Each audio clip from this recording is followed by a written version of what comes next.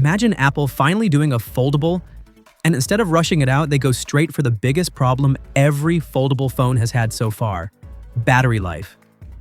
That's exactly what these new leaks are pointing at.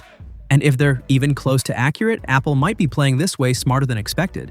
According to fresh rumors coming out of Weibo, picked up by sources like 9to5Mac, Apple's so-called iPhone Fold is being tested with a massive 5,500 mAh battery.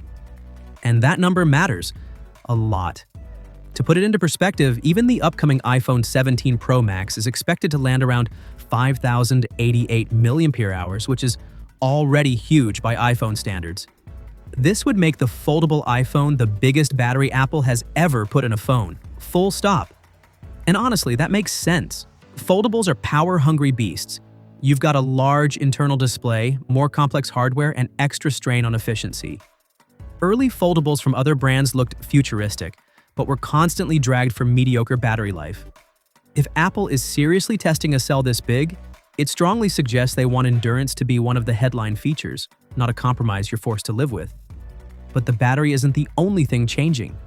The same leaks suggest Apple is rethinking the physical layout of the phone, including moving the volume buttons higher up the frame. That might sound minor, but on a foldable, it's actually a big deal.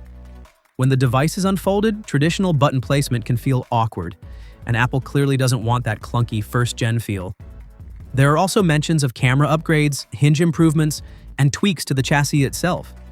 Details are still vague, but the direction is pretty clear.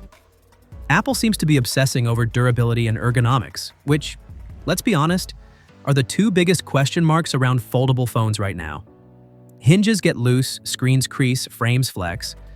If Apple enters this category, it can't afford any of that. And while Apple hasn't officially confirmed the iPhone Fold exists, classic Apple, the sheer volume of leaks at this point makes it pretty obvious that something is cooking behind the scenes. This doesn't feel like an experiment. It feels like Apple waiting until they can do it with fewer compromises than everyone else. So the real question is this: if Apple delivers a foldable with strong battery life, better durability, and that usual polished Apple experience, would you actually want one? Or are foldables still a gimmick in your eyes? Let me know what you think, and I'll catch you in the next one.